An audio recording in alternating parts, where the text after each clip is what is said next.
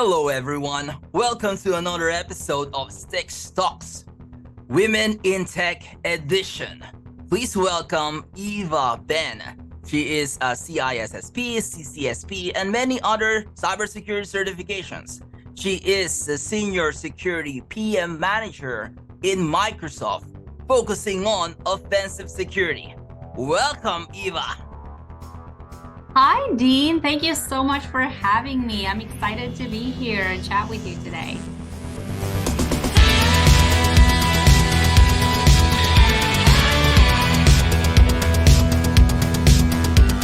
All right, Eva. Tell us about your career journey as a cybersecurity professional and how you work all your way to be a senior security PM manager. And it's really interesting because you are also focusing on offensive security.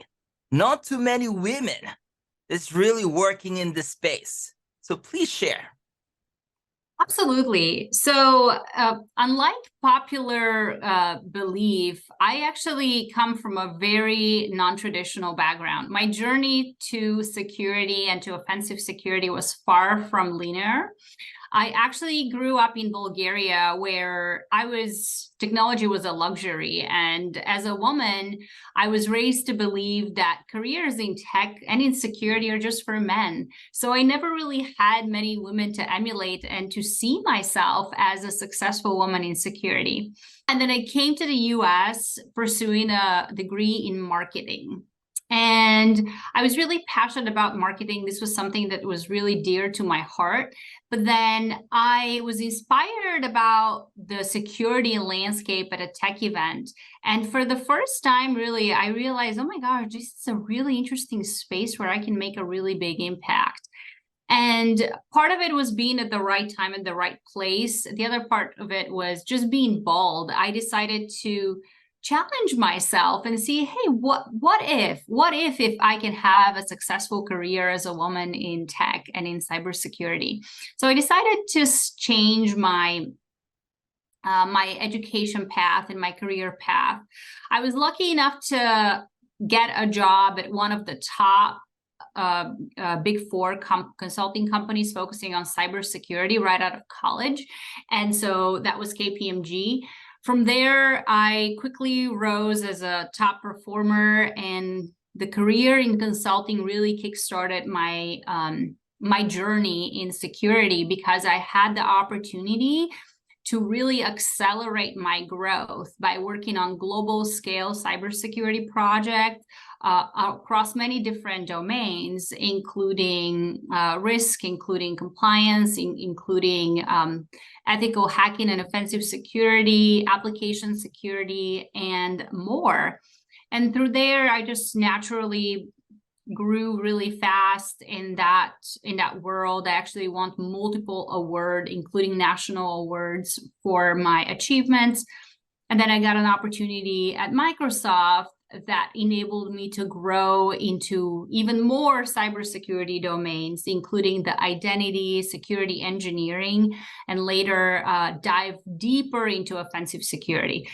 So I'm very grateful through the course of my career to have been exposed to a lot of different security domain areas.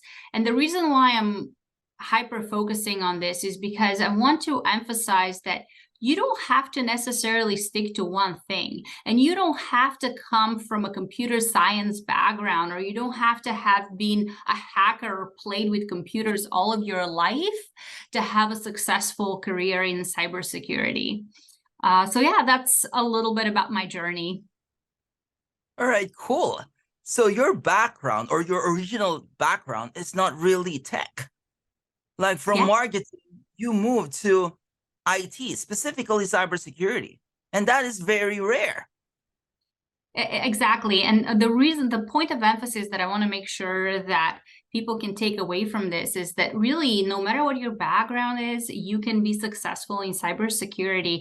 Being in marketing, actually, a lot of those skills are transferable to cybersecurity. I come with a lot of creativity, a lot of skills on how to articulate complex technical problems that are very easy easily digestible by non-technical people. So really, what I always like to tell people when I speak to women in technologies, don't sell yourself short. Don't think that just because you have an education in art or communication, you don't have what it takes to be successful in cybersecurity. In fact, the technical skills you can pick up at any point. Technology changes all the time. So it's a matter of investing in yourself and putting high value in your self-worth, and you can be successful at pretty much anything. Right. That is really great. Really inspiring message. Yeah, absolutely. Absolutely. I really, I look at myself coming from a non-traditional background. I really look at myself as somebody who I want to inspire younger generation women to see themselves as somebody who can be that person, right? I beat the odds. I come from a country that I didn't have many opportunities. I come from a background that couldn't be further away from cybersecurity. And here I am absolutely having a very successful career and continuing to invest in not only my own growth, but the growth of others around me. Right. Great. But I'm very curious. Moving from marketing to cybersecurity in Seattle, Washington, and also offensive security, and you're also, let's say you're considered as a foreigner or at least non-native. Did you experience discrimination? Was it challenging to be a woman in this space, especially in cybersecurity? Yes, I'm so glad you asked this, because I think that a lot of the times we don't talk about this. It's the elephant in the room.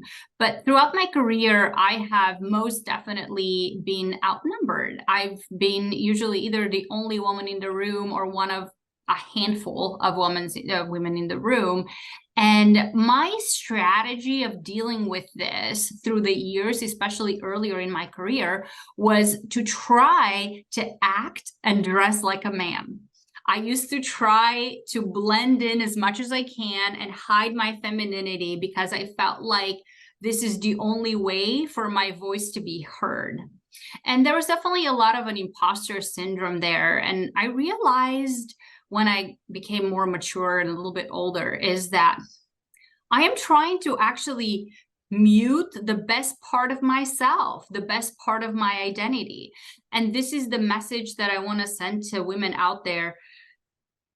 Men obviously are, they come from slightly different genetics, right? I mean, it is what it is. So I think women in general, we are born to be nurturers and mothers, and we are a little bit more leaning on our emotional side than men. So I think that it's really helpful to have other women to lean on in the industry. But even if you don't, what I want to pass along to younger women out there is own your femininity. Own who you are. You have a seat at the table. Your voice matters no matter what, even though you may look a little bit different than the rest of the people. And I think that this is something that was a struggle for me earlier on. I really felt like I don't think that there was any instances where a man would purposely make me feel inferior. However, I think that men tend to gravitate toward each other a little bit more. There is a little bit of the bromance going on times. I mean, not always. It's just that it's much easier for men to like find that common ground. They could go get some drinks, or just go out, watch a game together, find a little bit more a little bit easier to find common ground in many cases. Like, I'm not generalizing, but generally that's true. Whereas the woman, you have to adhere to a little bit different standards because society wants you to look a certain way, right? You're not gonna just go out with all the guys and get drinks late night, because that's not appropriate in many ways. So yeah, that is my key takeaways. Just own your femininity, own who you are early on, because you're unique, and that's really the best part of being different. We bring different backgrounds and different perspectives. Great. So in short, for the women out there, don't be afraid to men, even though we know some of them are assholes, right? Yeah, I mean, I have to say there are assholes of all genders out there. So it's just the key message, if I have to be more concise, is just own your identity. You're the only person with this identity and with this unique background and skill set on this planet. And if you try to hide that, and if you try to be somebody else, you're only going to dim your light. All right.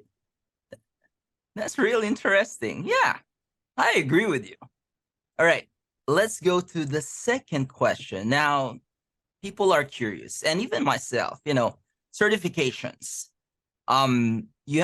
We see a lot of, or a bunch of certifications here. You have CISSP, CCSP, CEH, GIAC certifications.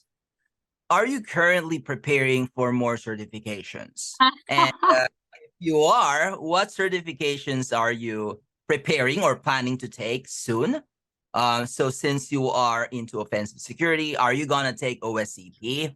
What else? Cloud security, since you're working in Microsoft, are you gonna take Azure security certifications, or maybe DevSecOps, or more offensive security / penetration testing, etc.?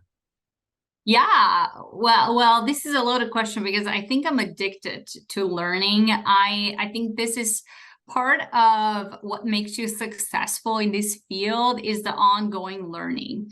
For me, I just have a very weird kind of addiction to, when I'm learning something, I also like to challenge myself and take the exam, because it's just almost like just something that I hold myself up accountable. And that's why you see so many certifications. I just actually enjoy taking tests. I'm one of the few people maybe that does enjoy it.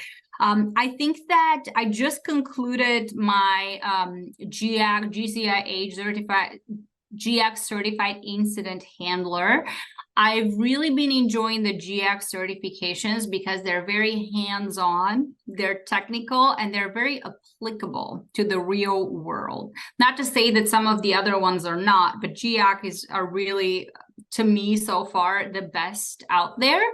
So I am looking to take a web application penetration testing from GIAC next. So this is the next one that I have my eyes on for. And then I'm also looking to take the PNPT, the Practical Network Penetration Testing by TCM Security. I have already pre-purchased my exam voucher, and I have all of the training. I just need to find the time in my life to squeeze that in, because it's just something that I want to do for myself.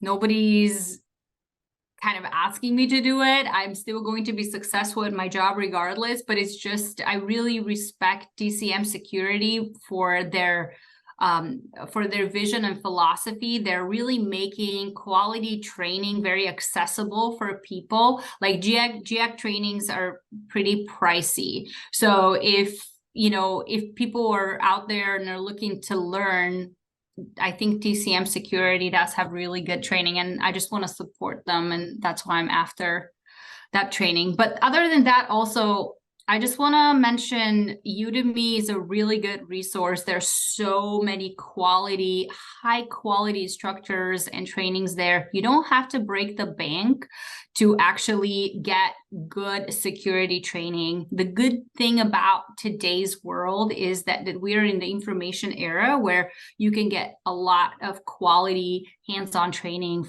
for fairly decent price. So yeah, that's kind of my immediate term goals.